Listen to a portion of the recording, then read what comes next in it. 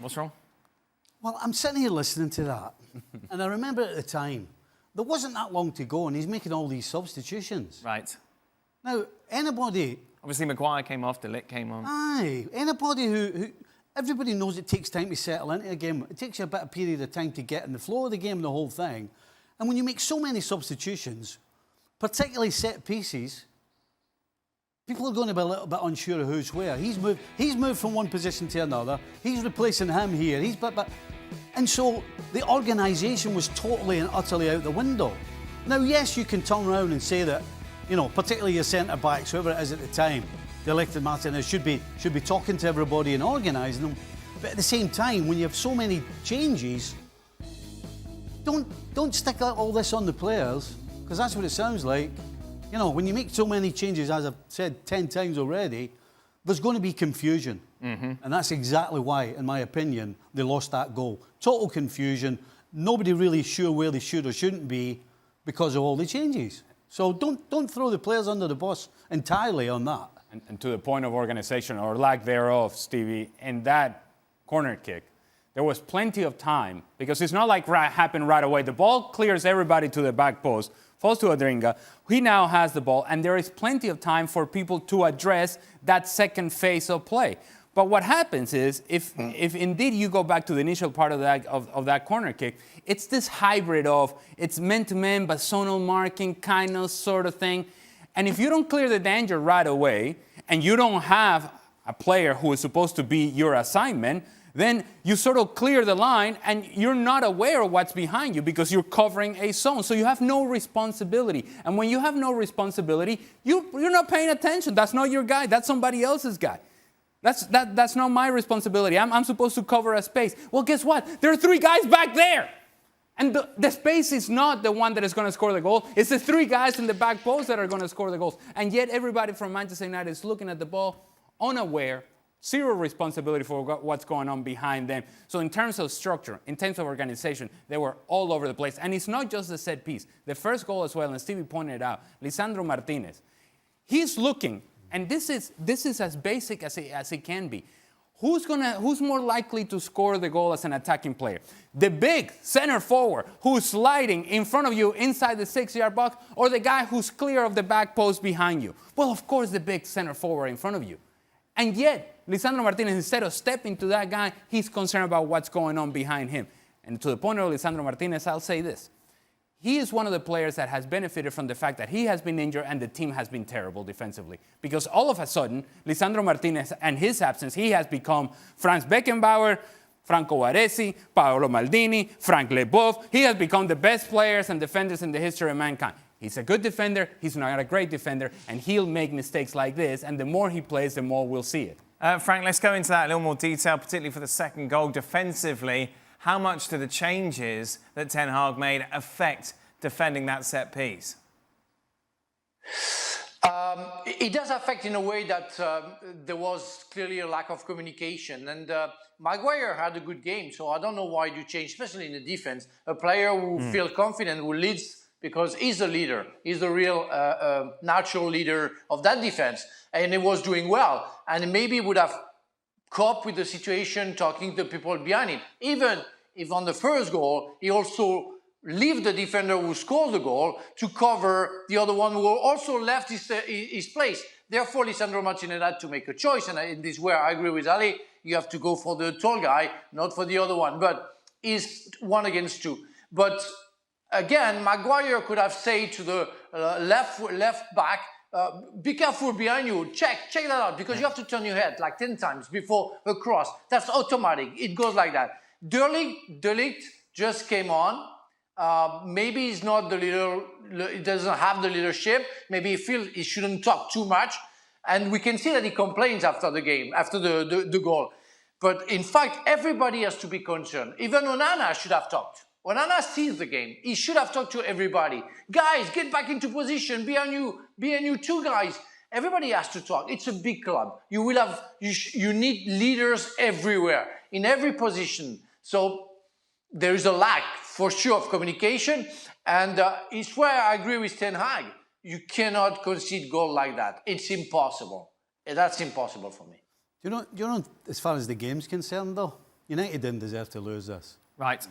I thought they were actually the better side in terms of the 90 minutes. So did they lose it because of 2 defensive errors? Well, yes. And obviously that crazy goal that was disallowed, I mean, I've never seen that in my life. Right.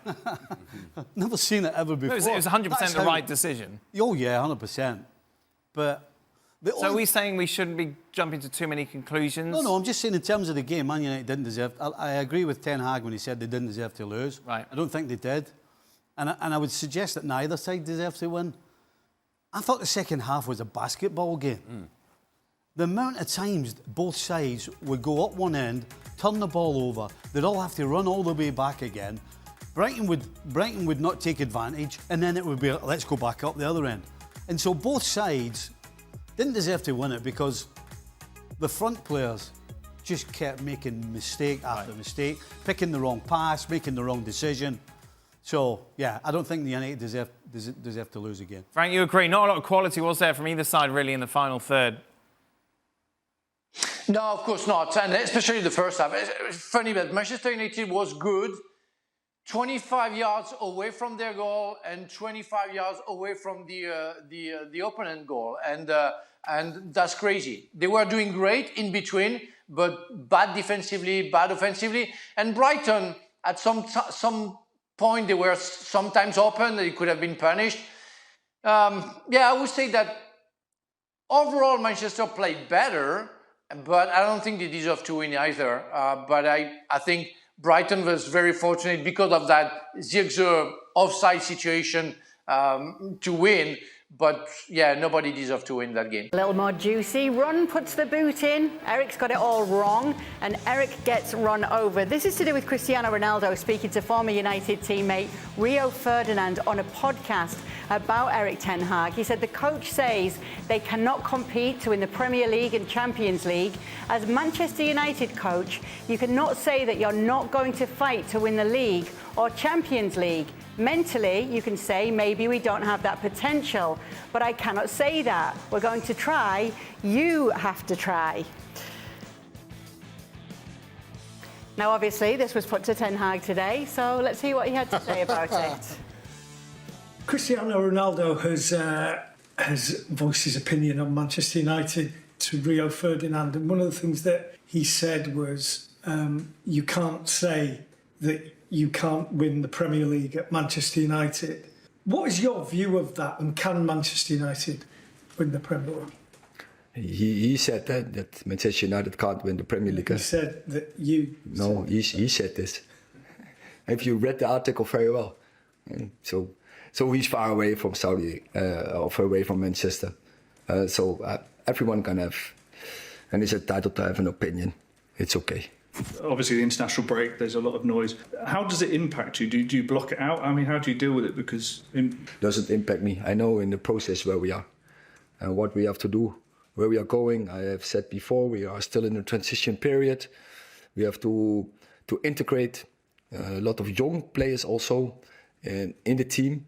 We are still dealing with injuries. We have to bring the injuries back in the team. And before anyone thinks about excuses, no, we have to win every game. I know that, the team knows this, and it doesn't matter who are available. And yeah, we will focus on every game and have in every game the mindset we have to win. Frank Leboeuf still with us. What do you think of this back and forth with Cristiano Well, but did Ronaldo Eric and Ten Hag, Hag? has he said that? I don't know if he has. I don't know. I have no idea. Look, I don't think anybody thinks they're in a position to challenge for the Premier League, not least the Champions League. Not even close. What we have here is a former player who was out of favour, wasn't playing well, and was basically surplus to requirements for that manager. And I think he's quite happy to go on with another ex-United player and have a dig. Look, most of the guys here have been pretty hard on Ten Hag with some of the things he said and done. But I don't mind the way he handled that, really. He just sort of batted it away, swatted it away for what it was worth.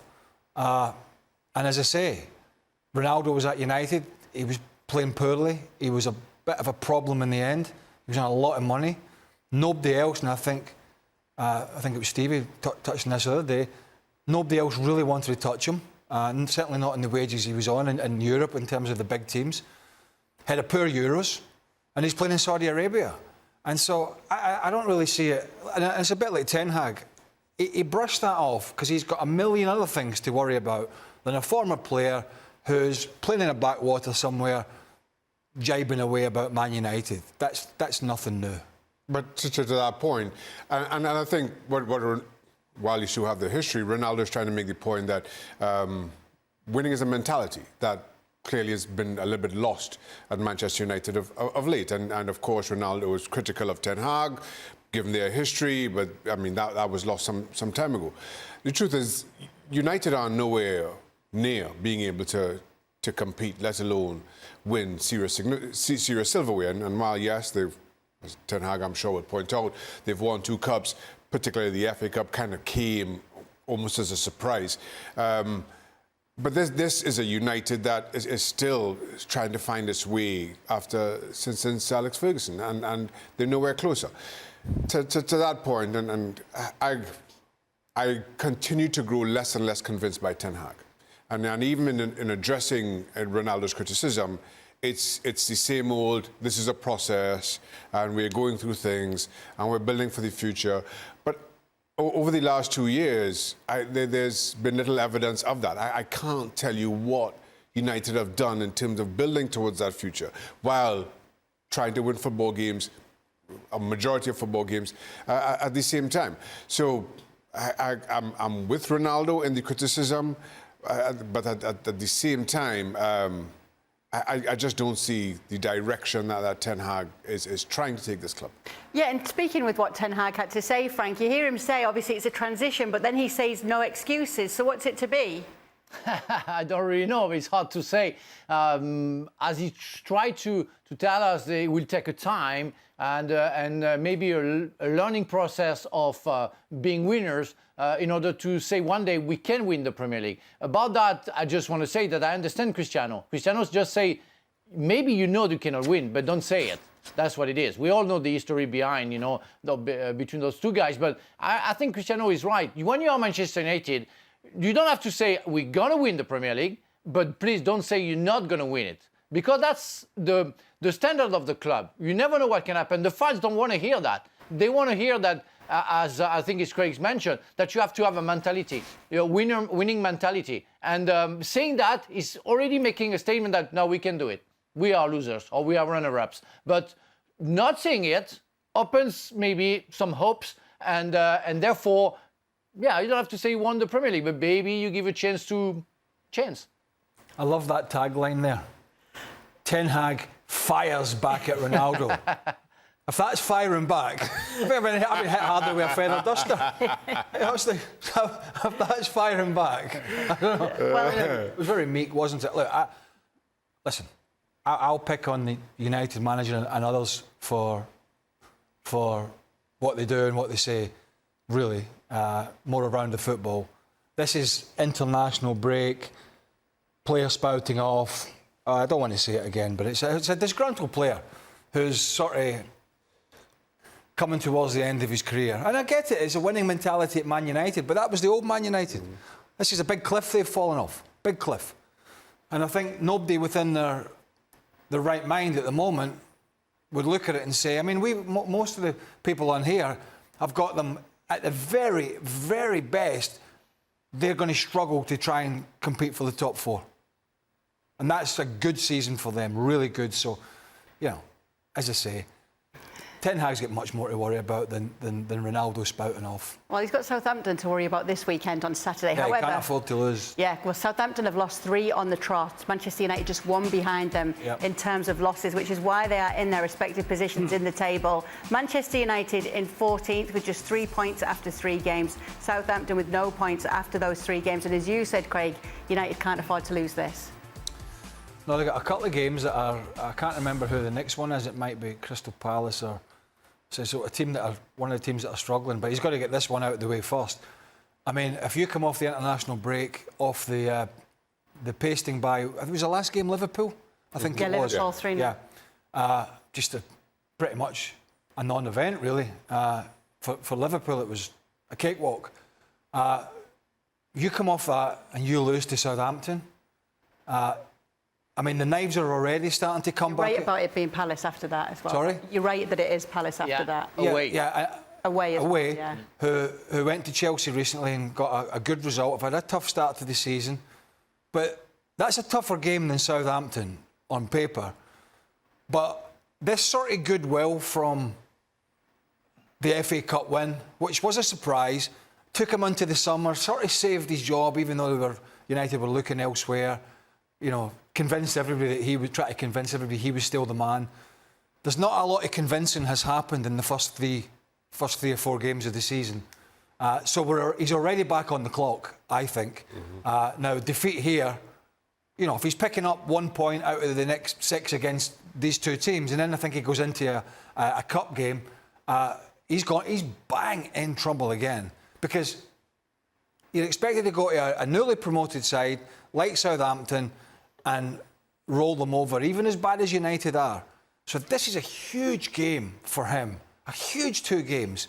Loses both, and I really don't see how Ineos and all these new people that have come in, Dan Ashford, Jason Wilcox, Sir Dave Brailsford, you know, Jim Ratcliffe with the money, I don't know how they can sit back if he loses the next 2 games. They could be actually in the bottom 3. There's no way, I don't see how he can survive that. I really don't. So that's how tight it's going to be for him. I'll go further. You cannot lose to Southampton. You can't. Do you think he goes if he loses to Southampton? I think he has to. At best, you lose to Southampton, you kind of limp along to the next international window. And I say at best because I'm just kind of assuming that Ineos and all the powers that be haven't really figured out who the next manager is yet. But it gives them, 3 weeks to mid-October to figure that out. That is absolutely at best. And that is only if Manchester United, as we speak, have no idea who they'd like to succeed Ten Hag if they were to replace him sooner rather than later. Why did you bring up the next international window? I've only just got out of this one. I know you're looking forward to it. I know. I know you're counting down your days. Crossing the days off on the calendar. News for you. I've got news for you. I'm going away. Ineos know that. Ineos know that, so they know Craig's going to be away, so this is the perfect time. One step ahead of us. Go ahead, Frank. Yeah, I just want to add that it's not even a defeat that could risk Ten Hag's positioning. I think even drawing away from home against Southampton, who lost the three first games, could put him in danger. If he draws the 2 next game, that's not Manchester United, positioning that that you could find. They could be in the last 3, drawing the 2 last game, which is not the standard of what Manchester United. And I'm not talking about the past Manchester United, even the nowadays Manchester United should do. So they have to win. First at Southampton for sure. They have to win. They have to get 3 points. Maybe a draw against Crystal Palace will be enough. 4 points in 2 games. That's not too bad, but. A draw against Southampton, a draw against Crystal Palace could be the end of Mr. Ten Hag. Well, that's me out of the next get-together with the Man U. Oh, you'll be out of that WhatsApp group.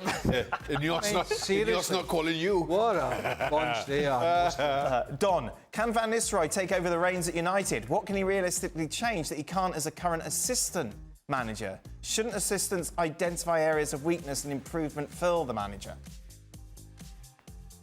I think it's absolutely inevitable. I don't know if you've seen the game against Porto. He got a yellow card because he was showing like a little bit of passion, and I can imagine that was done on purpose, just so the Man United fans can see he shows a little bit of passion. Van Nistelrooy, I'm with Craig. I mean, what's the point in talking Ten Hag? Because I don't know what they're waiting on. It's inevitable that he'll get the sack. I don't know when. I don't know what they're waiting for. I don't know what they think's going to happen. That's going to change. Sorry, Don. We've all seen the stats. Just to that point, then as an assistant manager, does he have any influence at all then? I would imagine so. I would imagine he's got an opinion. I would imagine he's got a voice that Ten Hag wants to listen to. The only thing I find really bizarre when that sort of happens, Dan, is when a manager gets the sack and the assistant manager in Ruud van Nistelrooy say he takes over. When I've seen that happen in the past and they sort of play a different system or they go with different personnel. I always think, well, weren't you telling the manager that when he was in charge? Weren't you trying to help him?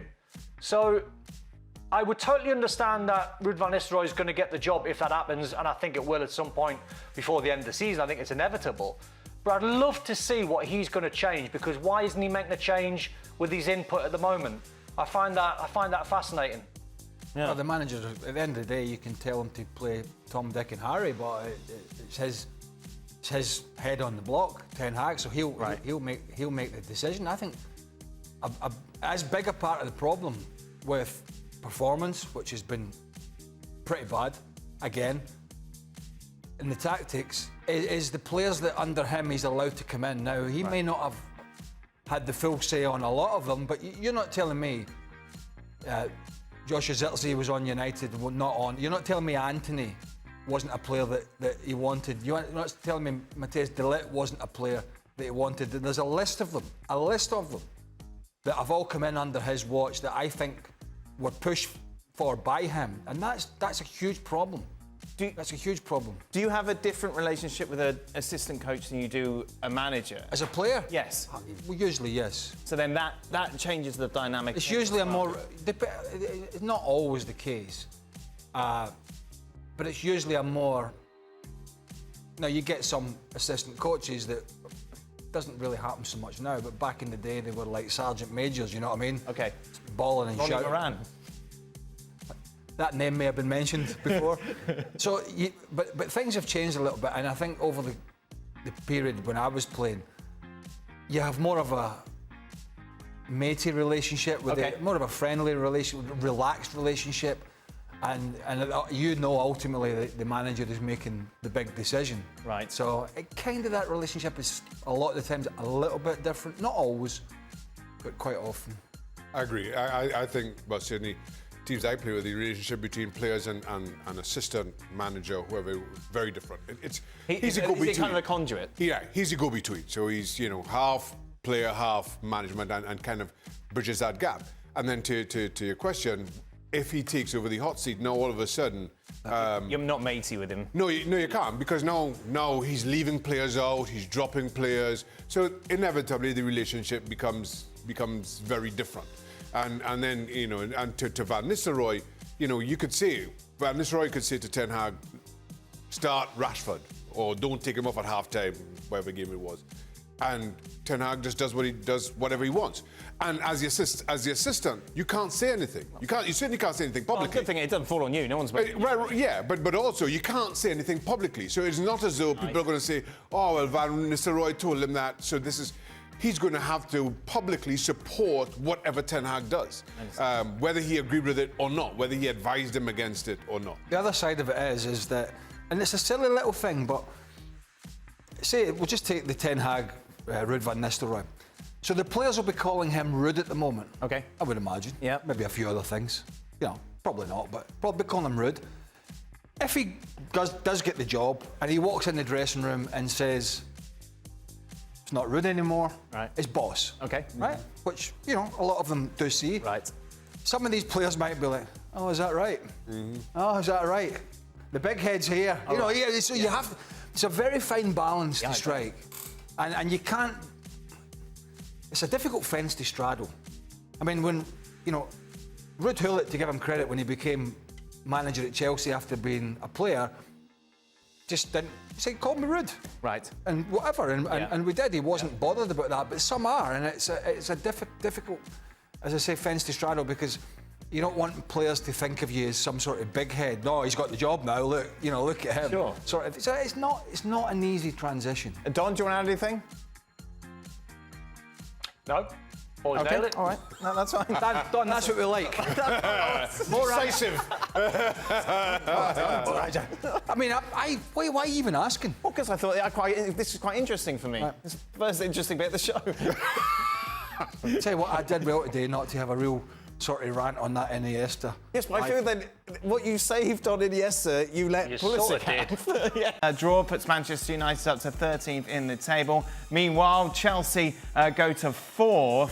after picking up a point level with Arsenal and Aston Villa. More on Villa and Spurs a little later on as we welcome in Gab Marcotti and Frank Leboeuf. We'll be hearing from them in a moment. Craig, overall thoughts from what we saw at Old Trafford today? A bit disappointed in the game, really. I mean, it was quite open, but it lacked some real quality, particularly in the final third. We saw some of the clips there. I thought Chelsea were better in defeat at Liverpool than they were in picking this point up at Old Trafford against a much weaker side. Again, today Cole Palmer was quiet. I thought Mazraoui did a great job on Madueke, who's been big for them. Couldn't get the key players into the game. So I was a bit disappointed with Chelsea. For United, it's about just getting a bit of a boost, a bit of confidence, a bit more urgency about them. But did we see that today? We did, but at the end of the day, it's all going to go out the window when Amorim comes in, because he's going to do it his own way and change the shape of the side, probably change some personnel within that side. So, I mean, Ruud van Nistelrooy there made it sound as if it was the most difficult thing in the world. And I know there was a little bit of pressure on him, but not that much. I mean, somebody was sacked. We kind of knew it was coming. I think he would even have realised that as well. He's had to prepare a team for Leicester, which was a Leicester team with 9 changes. Then he had to prepare his team for today, which you would imagine Manchester United, Chelsea. You've got to be up for that anyway, like you would any big game. So yeah, I mean, a couple of decent games for United, but it's all going to go out the window when Ruben Amorim comes in. But from Enzo Maresca, I've seen Chelsea. We've all seen Chelsea a lot this season, and they can play a lot better than they did today. They didn't break that United defence with the pace that I've seen them break some other teams down, where they get it into midfield, they get it into Jackson, they link up play, they get runners going forward, coming in off the wide areas. We didn't really see that today, and I thought United were there for the getting, particularly that back line of Martinez and De Ligt, for pace to get in behind. So a point's not a disaster for them, but it wasn't the performance that I was expecting from Maresca's side. It was a game that kind of lacked a lot of quality at times, I thought, Frank. Yeah, sometimes, yeah, but we are talking about a team who just came back from nowhere. We say from a big shambles. I'm talking about Chelsea, and one is still in it. So I didn't expect too much, and I think I will be a little bit more positive, because the atmosphere were there. When you asked me my prediction last week, I told you that something would change because of the change of a coach, and it's what happened. The fans were there; they were pushing. I think the atmosphere was great today, and it's pretty calm normally or quiet at Old Trafford. It was there. It was like a Champions League game for the fans. They were supporting their players. The players, they wanted to give a reaction. They wanted to show that, in fact, Ten Hag was responsible for that, because they have no excuses anymore. So they did what they had to do. It's true that Chelsea could have done better. I think Chelsea were better than Manchester United in terms of building actions, knowing what to do with the ball better than Manchester United. But United had more chances than Chelsea. So overall, it's a fair result. And as I said, when you asked me my prediction, yes, you got the prediction right. You've mentioned that 3 times now, Frank. No, it's not for that. It's not for that I'm saying that. It's because I say that don't get carried away with Chelsea. We know where they come from. And I think having a draw away from home against a Manchester United who just changed coach is not a bad result. And they show that they have better qualities than last season or even at the beginning of the season. So it's a good point. And they force at the table. They're before Arsenal. Come on. We have to be happy about that. Gab, were our expectations too high going into this tie? Well, look, I mean, if you were expecting some sort of high-quality, stellar matchup, I think you were misguided. There's a reason that Manchester United just sacked their manager, and there's also a reason why Chelsea right now are where they are. This is a team with a new boss, a team that's building and trying to come together. I was a little bit disappointed. I mean, I echo Craig a little bit. I thought Chelsea could have played better, could have done better, could have won this game, especially when you consider that in midweek Chelsea made 11 changes for the League Cup. So presumably the 11 starters spent the whole week preparing specifically for this match, whereas United, I think it was only 3 changes, one of them the goalkeeper Onana. So I expected Chelsea to have a bit more juice, to be able to raise the tempo a little bit, to be able to attack and have quality in the final third with somebody other than Cole Palmer, who had a bit of a quiet game by his standards. So in that sense, I thought this was a bit disappointing.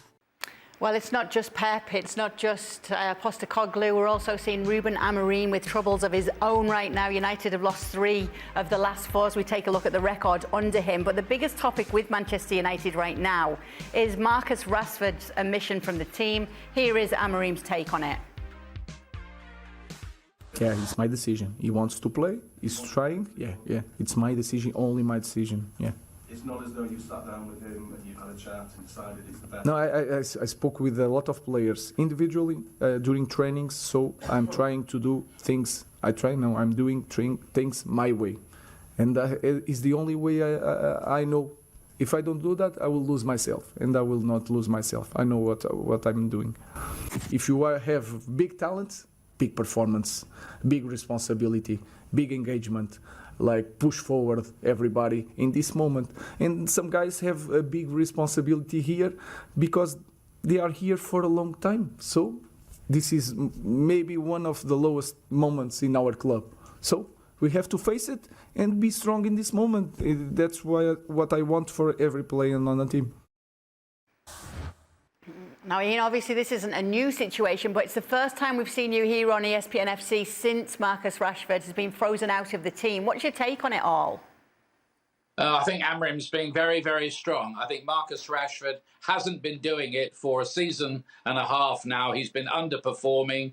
And it's clear that he's come in and he's looked at this situation. He doesn't like the kind of vibe he's getting from Rashford. He doesn't like what he's seeing in training. He probably wasn't that impressed that Rashford wasn't there when he arrived and was still swanning around in New York. And it's just the latest in a series of little things, and I think he's looking to make a big statement about, I'm going to change things here and I'm going to do this my way and I'll take some tough decisions. So I would applaud that, really. But of course, obviously, I think things will be easier for him if the results on the pitch started to improve fairly smartish.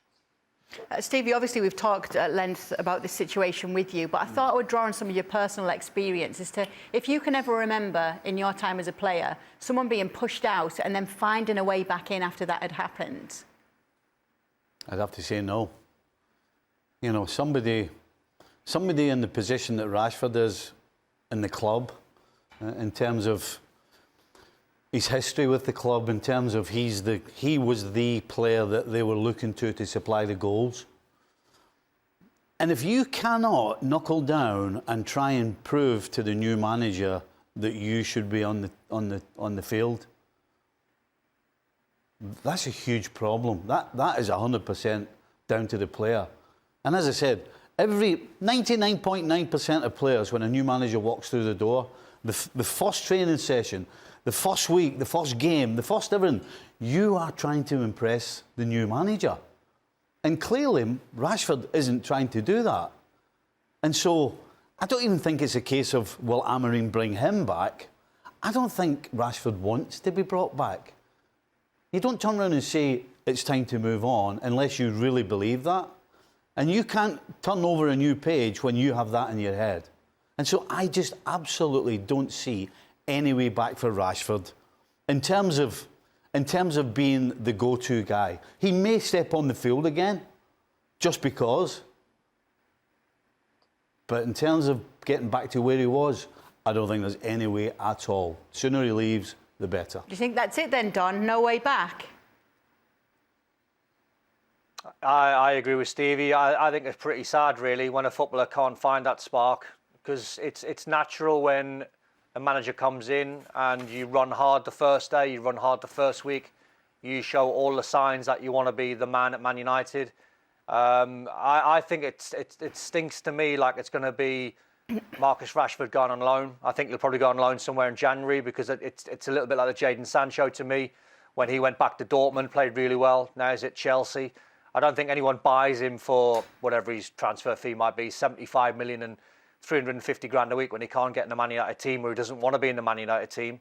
I think we might see him again. I think Amorim's protecting the assets. I think what he's doing, he's saying, yeah, the player's attitude's good.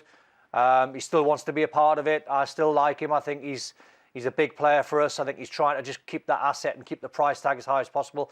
Because if he turned around and said, "Oh, he's no good, he's late, and he's not performing, doesn't want to perform, wants to leave," all of a sudden that 75 million might just end up being about 30 or 40 to try and get Rashford off the books. So I find it a sad situation, but I agree with Stevie. Really, as a player, when you start to go through a lot of managers, you got to start looking in the mirror. And I think, to me, it looks like Marcus wants to be out of there. Maybe he wants to be out of Manchester. I think it'll do him good if he does get out of Manchester, go and try another club. Who that is, I don't know. But I just get the feeling the short-term thing will be Rashford going on loan somewhere. Ian, did you want to add to this situation? Yeah, I was just going to ask Don, who do you think would pay 75 million for Marcus Rashford at the moment? That would be a heck of a punt, given the way things have gone for him recently in his career, wouldn't it? No, they wouldn't. No, they wouldn't. That's why I think he'll go on loan. Yeah, I mean, there's some talk of Paris Saint-Germain, isn't there? I've heard, but it's notional, like a lot of things are this time of year. But whoever does it will be taking a little bit of a gamble that Marcus Rashford can somehow go back to being the player he was when he was a young player, breaking in and, scoring freely and enjoying his football. He doesn't look like he enjoys the game, to me, at the moment. Yep, definitely a tricky situation. And so there you go. Against the run of the whole game, Manchester United win 1-0, but they and Ruben Amorim will not care at all. That is a big 3 points for them against Fulham at Craven Cottage. So let's move on to talk about Manchester United and your thoughts on what we saw today, Jules. I mean, I think for all the time that maybe they were a little bit unlucky, and maybe they didn't capitalize on what they were doing well in a game. It didn't happen very often, let's be honest. But maybe at times, then they got it all tonight, because really it was not a very good game to start with, and they just didn't do anything. And Stevie's right. The only shot on target is that deflected shot. The expected goals that we just saw on the graphic is 0.25. And somehow they won a Premier League game away from home against a team that has been good at home this season. That has been good in general. It's a decent first half, like top half of the table, more towards mid-table, but still it's a good Fulham team. So for United to go and get that win somehow, without really deserving it, but getting it, good for Amorim. It's a great birthday present, because I think it's his birthday today or tomorrow. But let's not kid anybody here. This was not a good performance from them. The best thing I can say is that a certain station this game was on kept a basketball game on and didn't show the game until the 65th minute. If only I had stayed on that channel, because I actually found it somewhere else. This was awful. Fulham were the better team in the first half, but Fulham didn't look like scoring either. I mean, really. They had a couple of opportunities. We showed that header off the line. A minute after that, Munoz came on and should have scored from a ball that dropped down from a corner. I think it was a corner, and it dropped down to him about 5 yards out. Should have finished it and didn't.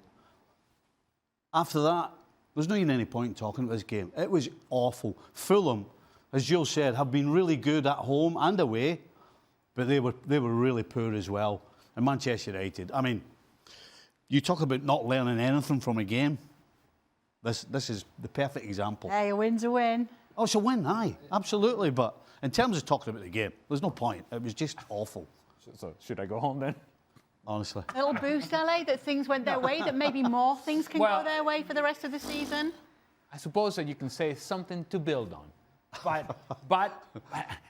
But even saying that, building on this foundation, I don't think is potentially the best thing for Manchester United. What I would say, today Amorim made the decision that Bruno Fernandes and Ugarte were going to play in the midfield, and it's a deeper role for Bruno Fernandes. I think this team loses a lot when he's not in a more advanced position. He is not naturally a defensive player.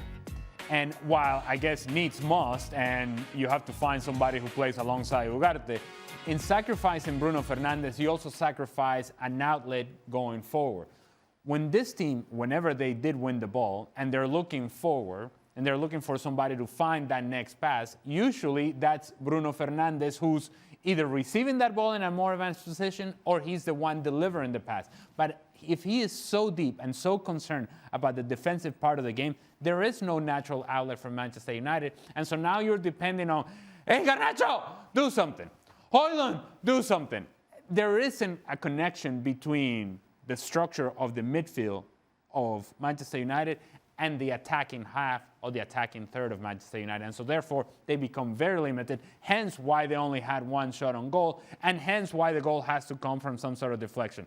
They'll take the win, but they need to continue to get better. And I don't know what better looks for Manchester United right now. That's the scary part. How are they getting better? Well, that's they what can't I get just better. said. That's what I just said. Unless they turn around and start signing players, they are not changing at all. They've got nothing up front. And as Ali correctly said, if Bruno plays that deep, they've got zero going forward. Absolutely zero. Jules, you're nodding along, but can they get better? Is there hope? I mean, I guess there's always hope, yeah. But right now it's hard to see because, and Amorim said it himself the other day when he had this crazy press conference when he talked about them being the worst team ever in the club history. He said, like, I'm doing worse than the previous manager who we heavily criticized on this show, and rightly so, because he was not good. So Amorim knows it. Today wasn't good. Okay, it's 3 points. Today wasn't good collectively, individually. Really, there's nothing. I mean, Højlund, I've rarely seen such a bad individual performance than we saw from Højlund today. There was just nothing from anyone in that team. So I don't really know what they're doing. I know they still play quite a lot every 3 days, not much time for training. But even that, it's a bit like the Postecoglou injury excuse. There's a point where I'm not buying anymore. They're like, oh, I need more time to work. You've been here long enough now for us to at least see a little bit of improvement. And we saw it at times in the big games, Liverpool, the end of the City game, against Arsenal with 10 men. Okay, we give you that. But overall, there's just, this team is not good enough, and he hasn't improved this team. He hasn't made it good enough either. What was maybe the best thing today that what Amorim said after the game was we asked him about Rashford, and he said, well, I would rather put my third goalkeeper on the bench as a sub instead of somebody who doesn't give me everything every day. So we go back again to Rashford to understand a little bit more how Amorim is working out this dressing room. Rashford, clearly in his eyes, he's not doing enough. Look at that. You know, Crystal Palace 2, Manchester United, a thoroughly deserved victory as well for the visitors. It's a victory, actually, that puts Palace above Manchester. How many games did Palace start the season without a win? And you take a look at now, they are 1 point clear of United in 13. Frank, I know you're keeping a close eye on this one. What do your notes say about this game? Well, I have those, and it takes only half of a page, to congratulate Crystal Palace and to say just what you say. But, you just mentioned twice Chelsea being so bad. Yes. I want to know what you think about Manchester United and Spurs this season, because if Chelsea are All right, so Chelsea bad, TV, calm down, Frank. We'll get to that in a minute. No. Just to see that. But I really think that, you have nothing. It's like Chelsea, because you were taking the example of Chelsea and saying they were bad. But last year and the year before, how many times they say we should stop talking about them? Yeah. Because until they come back to who they were, they're useless. And so we're happy to talk about Chelsea at the beginning of the season. And I'm going to be happy to talk about Manchester United when they're going to be back to the best Manchester United. But right now, that's a joke. And you can change all the coaches you want. You can try everything, put Mainu striker, put maybe De Ligt goalkeeper next week. That's not going to change. The players that you picked, that you bought to play for Manchester United are not good enough to play for Manchester United. And that's a statement. But surely as a collective, they've got to be better than what we've seen. Yes. And surely the coach needs to take responsibility for that. Absolutely. And, Nedum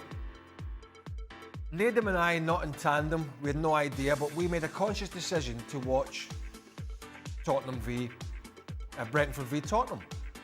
And I made that decision this morning. There was 2 games at the same time, you're at home, and I based it on Man United are basically unwatchable these days.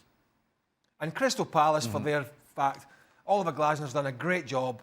They pulled the rug from under his feet before the start of the season. They sold Anderson to Fulham. Mark Gay was almost going to Newcastle. I don't know how they managed to do that. He's working with very limited what he's got. They're above Man United, just beating them. And they're not the only ones, just beating them at Old Trafford. It's not difficult. And that's where United are. But you put the 2 squads together, how many Palace players go to Old Trafford, even though this isn't a great Man United. How many? Yes. So in that sense, I'm playing 3 at the back, and this is what I'm doing. He has to start shouldering some of the responsibility here. He's not his players. What's the mindset of playing Mainu as a false 9? Is that a statement to the board saying, look, I need a striker because what I have at the moment isn't good enough? I don't know how the hell these managers' minds work these days. I don't know. They haven't brought anybody in, have they? No, obviously, Matthias Tell was linked, but that seems to have disappeared. The recruitment has been, and this is us going over old ground here, right?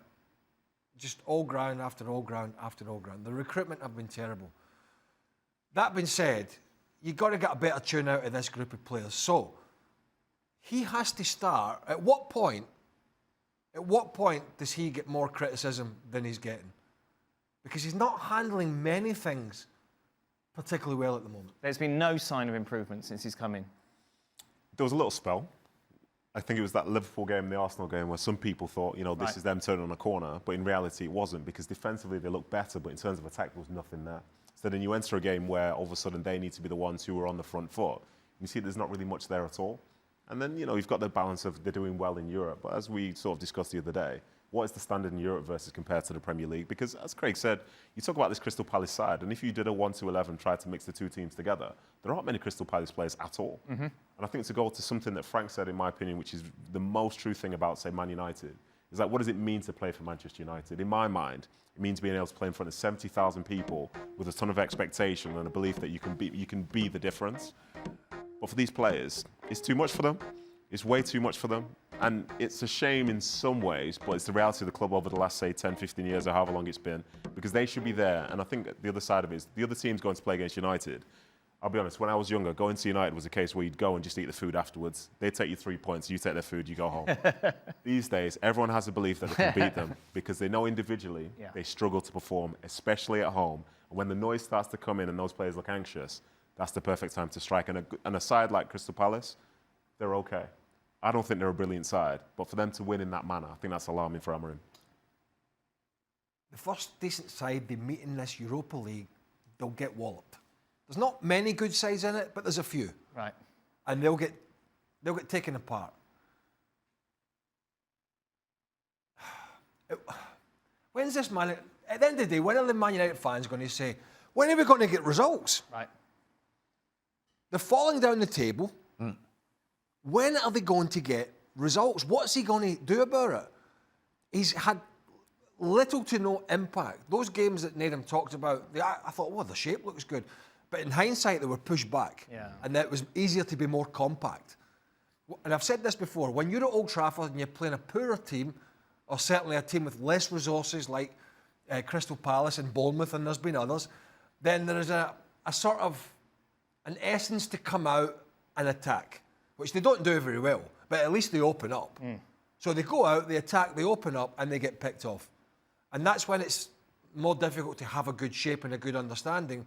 When you are trying to do something going forward and you're leaving these big gaps. I don't know where the end game is here. I mean, you could really, to look to where Arsenal, City have got some players to come in because they've got a squad that's revolving and needing to be changed. But they don't have to change 11 players. Mm. They don't have. Yeah. I mean, you could literally go through the whole team and say, if we want to get where Liverpool and Arsenal and City have been, how many do we need? And it ain't 3 or 4, and it ain't 5 or 6. 1-1 there. Maybe they would have taken a draw before kick-off, but after the chances that you saw, they're probably disappointed Manchester United to not have come away with the win today. Next week at Old Trafford, this game obviously will be decided. Frank Leboeuf is joining us as well to talk more about it. Let me begin with you, though, Stevie. Your thoughts on what you saw tonight from United? I think United should be very disappointed. For 70 minutes, they were in complete control of this game. You saw in the highlights that they spent quite a bit of time in the final third, but just couldn't quite get it done, other than the Zirkzee one that I believe the goalie should have done way better. But they were absolutely in cruise control. Real Sociedad never even looked getting close to the goal, never mind creating a chance or scoring a goal. And then all of a sudden, the penalty kick, which is a little unfortunate, but at the end of the day, it's 1-1, and really, come the final whistle, they should have lost 2-1. Oscarson absolutely should have buried that chance he had from 4 yards with Onana to beat. But I guess if you're United, you've dominated Real Sociedad, who were pretty awful, and so you should be confident the second leg at Old Trafford. You should be confident, but we know United struggles at Old Trafford this year. The truth is, the amazing thing for me, first of all, is seeing the stats for the game. Manchester United, 45% possession. Man U and Sociedad have the same number of shots at goal. United slightly edging it in terms of on target. Really? Yeah, that's what I'm saying. It never felt like that. But for 70 minutes, it felt like this game was all Manchester United. And the amazing thing is, well, amazing in one sense, but then it's kind of been the story of Manchester United's season all season long, is unable to take those chances, unable to make their dominance tell on the opponent. And then all of a sudden, the handball. And one hand, you want to say Bruno Fernandes a little bit unlucky, but there's separation between you and the man you're supposed to be marking. Don't raise your arm when you're jumping in. You're asking for trouble. Once the ball does hit his arm, it's always going to be given a penalty. And then the amazing thing is, and whether you put this down to Manchester United or you put this down to Real Sociedad, the game completely turns around. All of a sudden, Sociedad are playing with pace, they're more direct, they have a confidence about them, and Manchester United find themselves on the back foot and unable to respond, in actual fact. And to Stevie's point, absolutely should have lost this game. When the truth is, on 69 minutes, this tie should have been done and dusted. But a familiar story coming back to home, Manchester United. As the guys are saying, Frank, that penalty changed everything. Was it a penalty for you too? Yeah, it's, of course. His arm is out of his body, and he goes towards the opponent and towards the ball. So yeah, it's only fair, the penalty. It's unfortunate because I think it's not even a posture. He doesn't try to go for that, and he just tried to get the ball. But in the action, you know, sometimes you don't know what to do with your arms, and for him, fortunately, again, he went to the ball. But I have to join the guy, and you know what? Manchester showed to the world that they're still very fragile. They only needed one action and one goal to change their frame of mind, and therefore, you know, to be very vulnerable. And they show that it's not given yet. Yes, I agree with Xhaka. For 70 minutes, we all thought that it was easy, that Manchester were cruising, but for the last 20 minutes. I saw that for the second leg, it's going to be dangerous. Because as soon as Real Sociedad is going to get a chance to score or score a goal, Manchester United players are going to be very fragile again. And Joe Paradise may be the possibility of going through. We don't know what's going to happen in their heads. It's interesting because you brought up the Old Trafford point, saying that, you know, Old Trafford for Manchester United right now isn't quite what it was. No, it hasn't been a comfortable place. You know, usually when you're at home, you feel comfortable. And you can't wait to play at home. And you can't wait to be in front of your own fans. And you can't wait to put pressure on the opposition. But it almost seems for Man United, regardless of what competition it is, whether it's Europe or the Premier League, when they're at home, it kind of reverses itself. It almost feels as though they're under pressure and they don't perform. Because there can't be any other reason for it.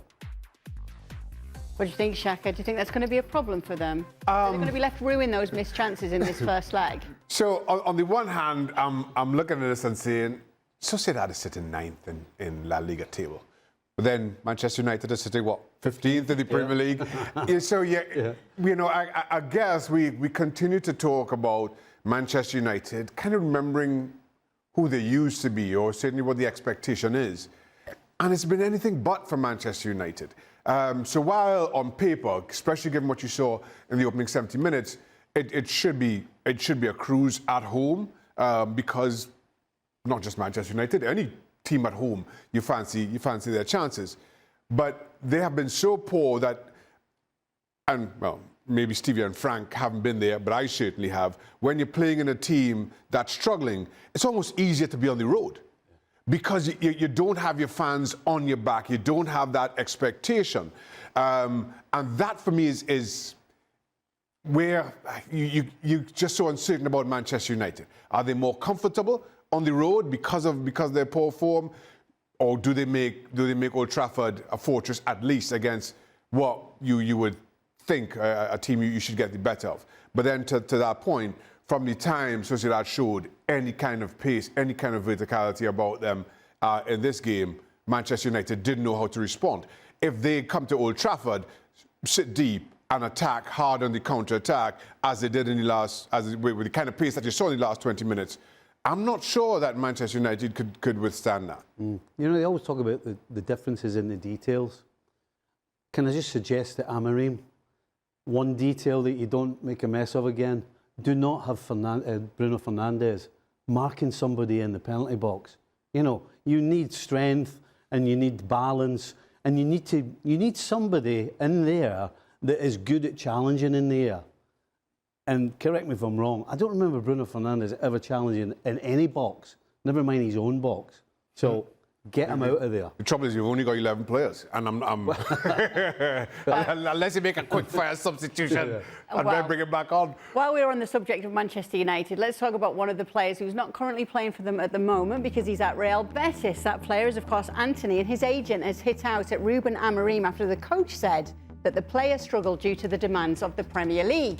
This is Junior Pedroso, his agent, saying associating Antony's lack of success at Manchester United solely with the issue of his physique is a very superficial argument and does not correspond to reality.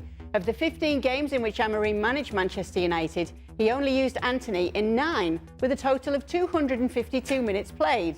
This represents only 18.6% of the total possible minutes, which is 1,350 minutes. How can you judge an athlete without enough time for him to demonstrate his worth? You're laughing, Frank? Oh yes, I am, because that's the most stupid comment I ever read, you know. I mean, I understand why the guy is just an agent and not a football player. So the guy is only saying that the coach, which sees that Antony doesn't have the level to play for Manchester United, should have tried to play more to judge him in a better way. No, they don't have the time for that, man. If you play 9 games and you're not good enough for 9 games, the coach won't give you a chance to play more. That's the math. That's what it is. That's football. You have a time to play. If you're not good 1, twice, thrice, bye-bye. And you can be Antony, you can be Ronaldo, you can be Messi, bye-bye, because we don't have the time for that. So that comment, it's absolutely stupid. I'm not saying Antony is not a good player. He's showing to Real Betis that he's better than what we thought. But he couldn't manage to settle down quickly enough for Manchester United. Therefore, bye-bye. Oh, yes. So he's had another good performance tonight in the 2-2 draw that Betis played in their European action. But, Chucky, you once had a very well-known agent, and I wondered if he ever came out and dropped the facts and the stats like that in response to a manager that may have criticised you. No, not for me. Not for me. I didn't have to. I couldn't have to. I just couldn't save the ball. That was as simple as that. It was all about the ball. Listen, in this instance, is that me dropping my mic? Yeah. All right. Well, in you this are a numbers guy, so talk to us. In this instance, both are right, in all honesty. Listen, I don't think there's any hiding from the fact that Antony wasn't good enough. He showed that, lacked confidence even when Amorim comes in. He showed that long before Amorim arrived. So I absolutely thought that getting him out the door, even if it's on loan to somewhere else, was the right thing for Manchester United to do. And given his performances for Betis, absolutely the right thing for Antony to do. Amorim is absolutely right in his criticism of Antony in saying what he said. Now, if you're an agent and this is your client and you are trying to, negotiate a transfer, whether it's to Real Betis, another Spanish club, or another Premier League club, that's what you want your agent to come into your defense. You don't want Antony in this instance saying anything. I think the right thing is Antony just to shut up, keep playing. It's going well. You stay above that fray. But now your agent comes in and makes the argument that you were never given a fair shot. Now, anybody paying attention, no, that's not true, but that's what agents do. They lie for you, quite simply. So he does what any good agent should. But again, Amorim is absolutely right in his criticism. Whether it's because of the physicality or not, he just simply wasn't good enough. Both sides right here then for you, Stevie? Amorim's definitely right. I'm with Shaka in the fact that the agent is basically trying to shift the responsibility off of his player and put it on the manager. I'm being serious. If you look at the stats, the stats will tell you they did have a lot of possession, they had a lot of pot shots at goal. Yeah, they lacked a bit of guile in the final third and invention, and Forest were sort of hanging on at the end when we saw the Marilla off the line, but that's where we are. It was not their worst performance of the season by a long stretch. As you can see there, we've seen stats where they've barely had an effort at goal at home. So, in that sense that they're playing against a rock-solid defence, one that's got Forest to third. Yep. That's where we are. That's where we are. That's somewhat of an improvement for Ruben Amorim, but in true Real Madrid style, when they win the game and they find a way to win it, this United side, they find a way to lose it, and they did. Just explain, Shaka. You didn't like my positive? No. It was kind of backhanded, I'll be honest. How bad that goal is to concede? Well, as Elanga went on that run, and you kind of see it developing, and Mazraoui backing off, and United not really sure what to do about the counterattack. The first thing that struck my about this whole game is nothing either surprises me or disappoints me anymore in Manchester United. Wow. It really doesn't. And I guess to that point, 5 minutes after that goal, United get another corner and Nottingham Forest break exactly the same way again. And it just speaks to that same complaint that we've levelled at Manchester United all season long. There is absolutely no leadership, certainly on the park. But right after you do the exact, nobody makes any kind of an adjustment. And that just speaks to who Manchester United have become. And now where you want to point and blame, take your choice. But that's just who Manchester United are. But you cannot, and knowing Nottingham Forest, those stats are exactly the kind of game that Nottingham Forest will play 9 times out of 10 all season long, and they're sitting, third in the table.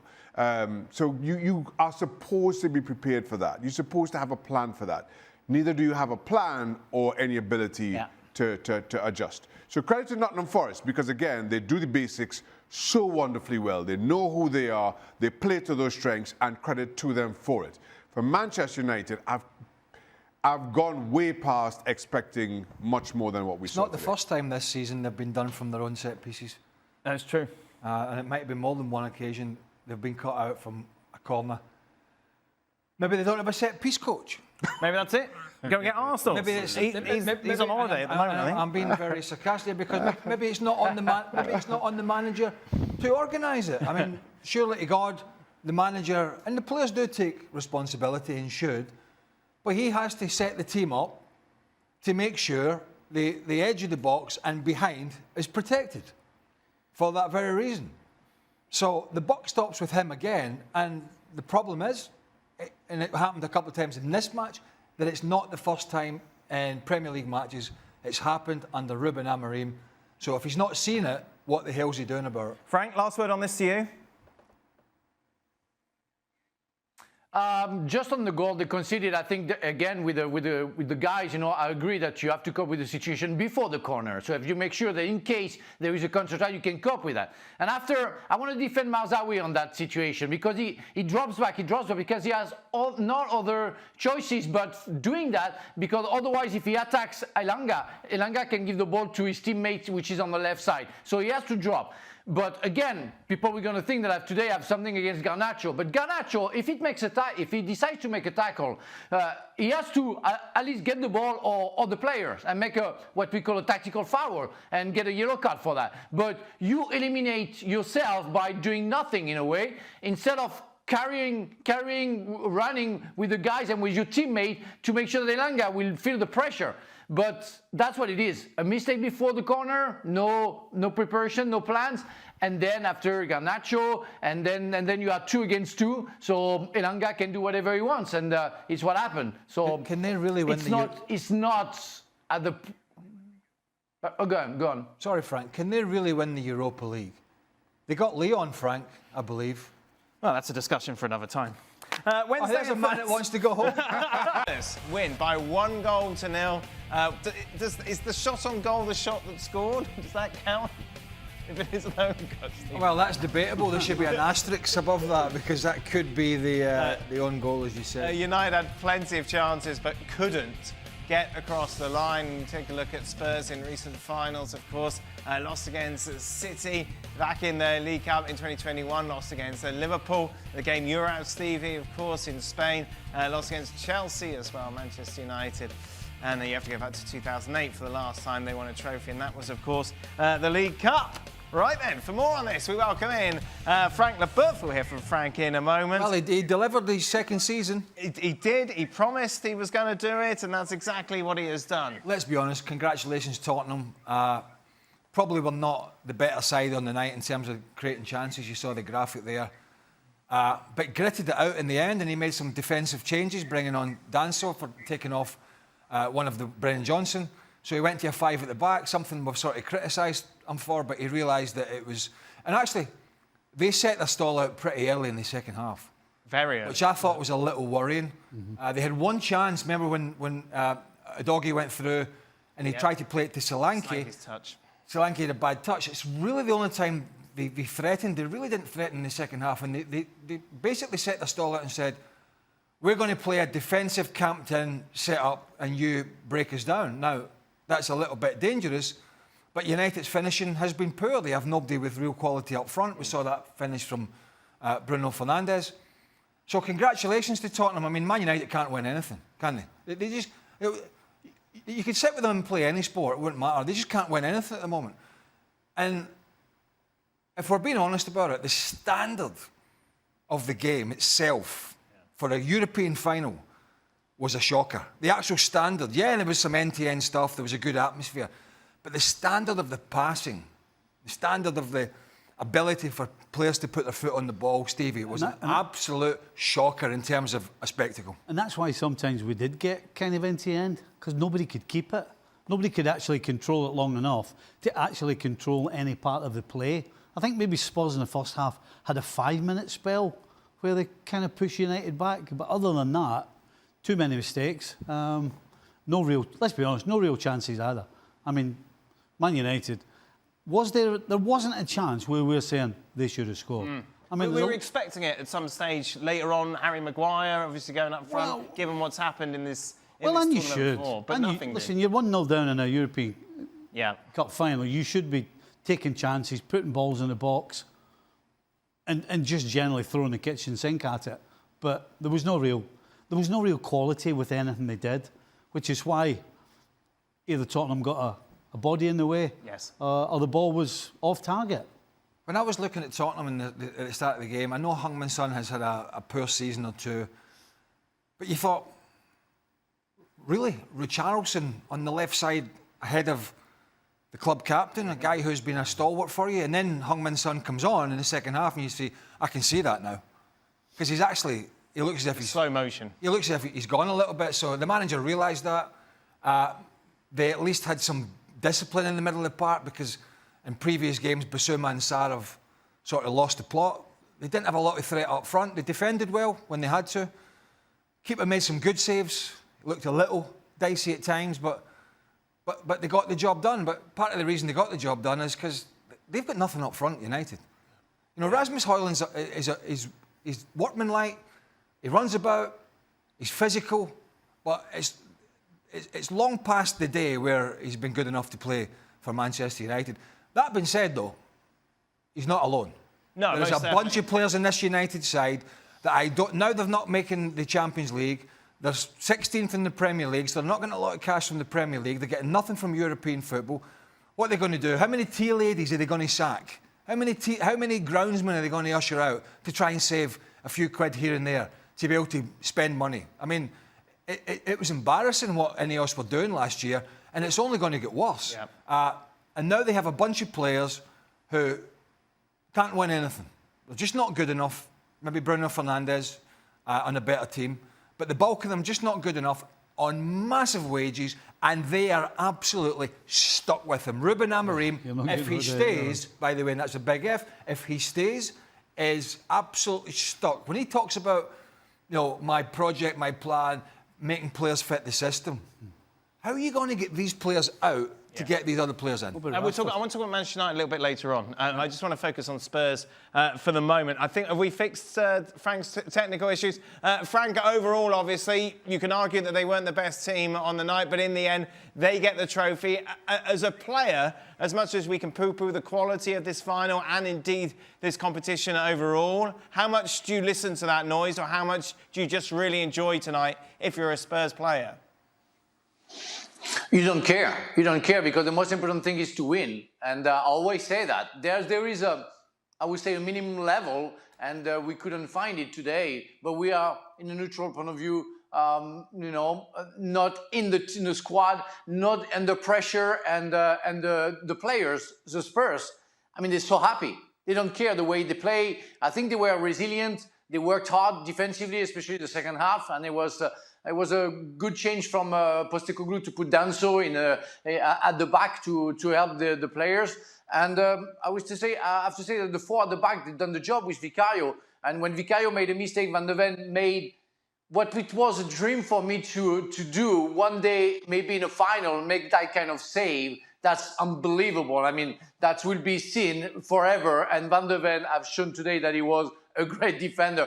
But again, yeah, it doesn't really matter the way you played. I played a European Cup final, Cup Winners' Cup with Chelsea, and we played against Stuttgart. I can tell you that wasn't the best final ever, for sure, from far. But I don't even remember how bad or how good we played. I only remember that Zola scored and we won, and we went back home with a cup. That's the only thing matters. Yeah, the players won't care.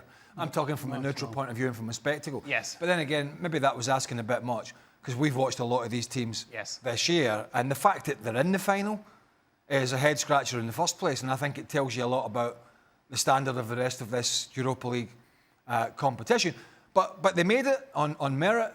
But I was just hoping it was going to be a little bit better in terms of quality than it was. But if you're a Tottenham fan or a Tottenham player, you absolutely don't care. No. You just wanted to defend that lead at the end.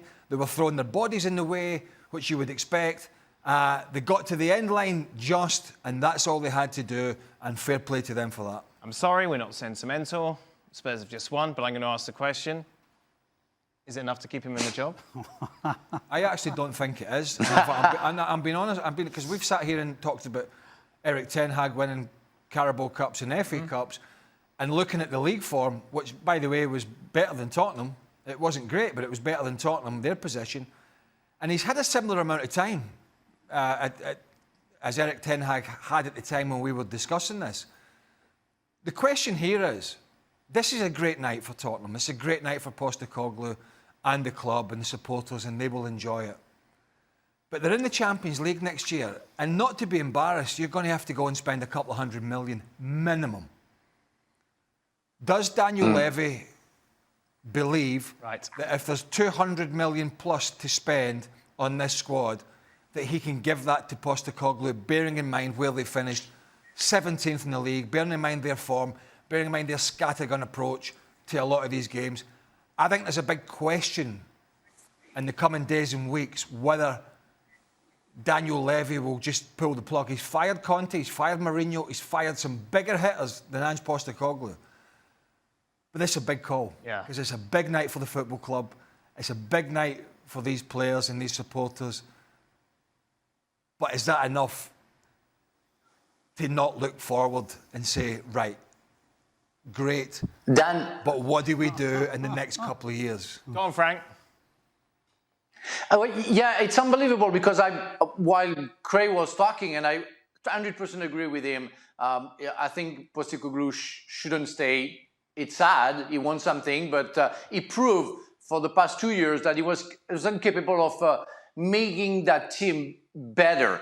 When you look at the collective squad, they're nowhere near it. They don't know how to play together. They don't defend well. They don't even attack well.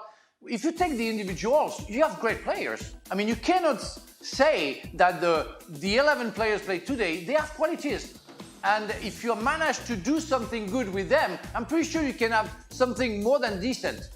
So it's up to the coach to do that. I want to believe that there is a future with that squad, with some players adding, like Craig said, like 2-3 other players. There is something you can do with them. I mean, you see at the back, there is not much to, except maybe Vicario, not much to move. In the middle of the park, the players, they work hard, and today they've been good enough to compete with Manchester United. But overall, yeah, the season showed the reality of that squad. They weren't good enough. Who is responsible for that? I guess 50-50. The player didn't do enough, but Postecoglou has to be responsible in a certain way, in a certain amount for the bad season they had. Would he walk away? In terms of going to Daniel Levy and saying, listen, no chance. You may be going to sack me, I don't know. I could go out on the high here. Would you walk away? What would you do if you're Postecoglou? I'm walking away in a million years. No, because Why you would he believe walk away? you believe that you've got. Well, what I'm saying is, if he thinks that he's going to get the Jumping sack, before you push. and I know this sounds really crazy because they've just won the Europa League, but you cannot finish 17th. You cannot put a performance in that is just a tad better than Ipswich and Leicester and survive. So are we saying if United had scored 2 late goals and Onana had come up and scored the winner in the 97th minute, he would definitely have been sacked, wouldn't he? Yeah. So what's the difference? I mean, the difference is you've sort of crawled over the line in the Europa League. It's the similarities with Ten Hag beating a hungover City in the FA Cup final. It would be double standards for me to sit here and not give him the same appraisal that we gave the Manchester United manager. And that's unfortunate but that's where we are. Now, the point I'm making is, if they're trying to save face here, he doesn't want to sack him to look bad to the fans because they've just won. He doesn't want to get the sack. Maybe they could sort of meet in the middle with some sort of, and I'm only surmising here, with some sort of financial settlement where he says, no, I've done my bit here at Tottenham, thanks very much. A couple of million in the bank from Daniel Levy. Not the full whack, but a few million here, and I'll walk away into the sunshine. Why would Postecoglou do that? Why would he do that? Postecoglou is in a position now where he will get a decent job. If they let him go, which I'm in agreement. If you look at the big picture, 17th isn't acceptable. Completely unacceptable. When you mean a decent job, who else in the Premier League are taking the guy that's just finished 17th? I'm just saying, if you're Postecoglou, there's no reason for you to walk away. It's like, I've just won Tottenham a European trophy, the first trophy of any sort in 17 years. Do you know what? If you don't want me, pay me. Right. Why is he going to go, well, let's come to an agreement? Not a chance, there's not a hope he's going to do that. And again, just bare facts. Again, I agree with you. If he loses this game, there is absolutely no question he's out the door. But he didn't lose the game. And they're now in the Champions League. And you know that up the stair are going, oh, wait a minute, we just want European. They're thinking about it. And the fact that they're thinking about it means there's a possibility that they don't let him go. Meanwhile, we've got to talk about Manchester United. This is surely yet another new low in a sense that everything was hung on tonight. It was about, right, OK, maybe this could be the turning point Which is equally as wrong as the Tottenham scenario. Yeah, but I suppose the argument is Ruben Amorim hasn't had the same amount of time that the likes of Ten Hag and indeed Postecoglou have had. So the question is... No, but they've spent a lot more money and the results have been appalling. Have you seen enough from Amorim to suggest that he has what it takes to turn this team around? No, absolutely not. So what do you do if you're Manchester? What have we seen? What have we seen? We've seen a manager that's... You sack another manager now to bring in another one? They can't afford to sack him. That's the only reason he'll stay. Otherwise, he should be out the door. And that's their problem, because they've caused this problem. Yes. Because they hung on to Eric Ten Hag. Too long. And then they left him with less time to work. Now they would lose even more face firing Ruben Amorim, which I don't think they'll do. But what gets me with him is he's so steadfast in this system. As if like three or four players is going to make it into Milan, who play this system. I'm fed up talking about this system, to be honest with you. It's about players. Yes. Yep. Right? It's about players. 3 at the back, 4 at the back. Yeah. So if it's about players, has he just been given a terrible hand? He's not been given a very good hand, but he has played his hand terribly. Right? He has not adjusted. He has really not made any of them better. You know, apart from chucking Harry Maguire up front at the end of games. Who really has got better? I mean, they've been okay, some of the performances. They haven't, Craig. No, I mean, from a player's perspective, some of the players, he's not like taking any players to the next level. You went, oh, he was really poor when Ten Hag. Now look at how this guy's playing. I mean, Bruno Fernandes has been their standout player, but a standout player from what position? It has been mediocre all the way through. And he's quite frankly looked like a guy who just doesn't have the answer. His only answer is, this is my system. And it's almost like, if you give me a year, 2 years, 5 years, maybe I'll have the players to get it right. He's just not adjusted. But they won't sack him. Mark my words, they won't sack him because I don't think they get the money to sack him. And it would just tell you that all these people that they've brought in to make decisions under some Jim Ratcliffe and the guy that was the Olympic bike coach, who I don't know what even knows a football's round, Sir Dave Brailsford, they would just be making themselves look foolish for some of these decisions. They were mediocre when he came in. Yeah. And they're worse now. I know. Yep. So there is not a single thing that you can turn around and say that Amorim has done to make this team better. All he's done is make it worse. Yeah. And he's trying to convince us with his talk about, well, you can see this is what we're trying to do. I can't see. I don't know about you two. Are you, Frank? I can't see anything. I don't know what they're trying to do. Absolutely no idea. And this, he keeps falling on this, well, we didn't get timed on the training field. You've had time now. He's had... Listen, players don't need to be on a training field day in, day out for 6 months to figure out what they've got to do. It's tweaks. When you get to the standard of the Premier League and the European tournaments, it's about tweaking people's positioning or tweaking little decisions that you need to make in certain situations. This isn't a under 10s where you've got to start from scratch.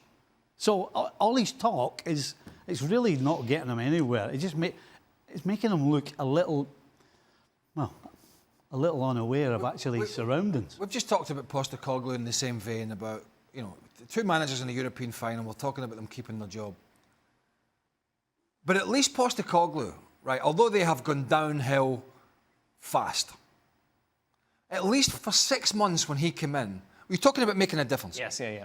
For 6 months when he came in, he took this team that was just unwatchable into a team that was top of the league. They were, for at least 5 or 6 months, played some of the best football they'd seen at Tottenham for years, some of the most entertaining football in the Premier League. So he did make a difference. And then it fell away for whatever reason, him or the injuries or a bit of everything. But as Stevie said, Amorim has come in and has literally made no difference. None. At least Postecoglou come in and people went like that for 6 months. Yes. Holy smokes, this could be brilliant. Yeah. And then it faltered. Amorim's come in and it's been one flat line of just bang average performances. And that, if you're a United fan. And by the way, they are in the table. Both these teams are in the Premier League table where they deserve to be. Frank? Yeah, I want to think about Amorim and the fact that he was the head coach of a team who just won the league in Portugal. Of course, we're not going to compare the Premier League with the Portuguese league, but this team, the Sporting Portugal, they're absolutely fantastic. And in Europe, when even Benfica or Porto plays, they're very, very good teams. So if he was capable of doing that with Sporting Portugal, I think when he came to Manchester United, he thought he could do the same. But I think he realized the player he had in charge only when he came and he arrived, and it was impossible to find a link between each other, that they weren't ready to play and they couldn't understand each other. And that maybe it's why he said, oh, we need more time. Well, it's impossible to work like that. I will have to change everything. This is what he said at a certain point when he realized that it was impossible to work with that squad.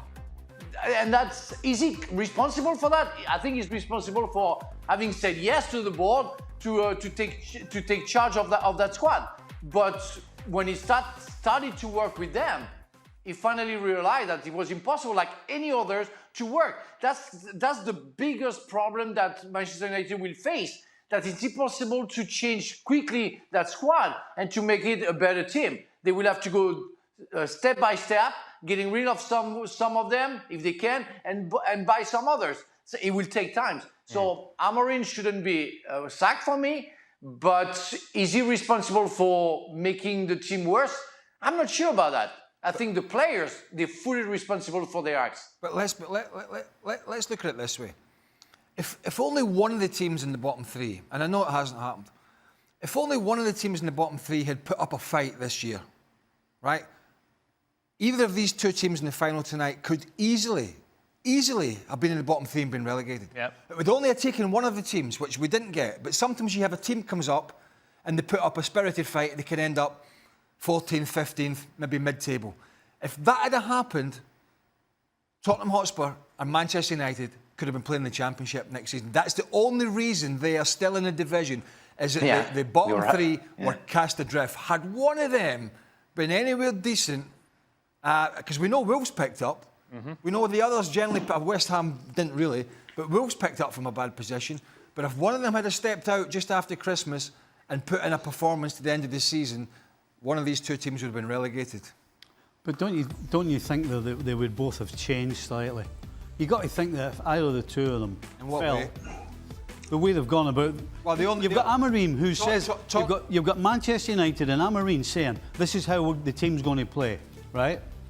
He would. And he's also saying that I've not had any time on the training field. So if you haven't got any time on the training field to really get your team to where you want it, then you have to try and get some results. Well, and then at the end of the season, you can start again. Yeah. Now, they never did that. Now, was that because they knew they were never going to get relegated and he decided... What an embarrassing conversation to have. Well, it is. I mean, the old adage when you were fighting at the bottom used to be you had to get to 40 points, which hasn't always been the case in latter years, but it used to be in the day if you got to 40, you were kind of safe.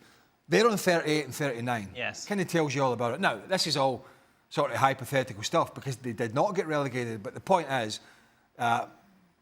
in some of the other seasons, had they performed like this, they would have been damn close. Good news, though, is there'll be plenty of time for Amorim to work with his squad on the training ground because they got no European distractions next season. They, of course, have not qualified for any of the 100 European competitions. Meanwhile, for Spurs, they are in the Champions League. And how they love playing Manchester United this season. Just to confirm, they played them 4 times. They've won every single match against United. They did so, of course, today. In the Premier League, they've done a double over them. And, of course, in that epic quarter-final as well in the League Cup.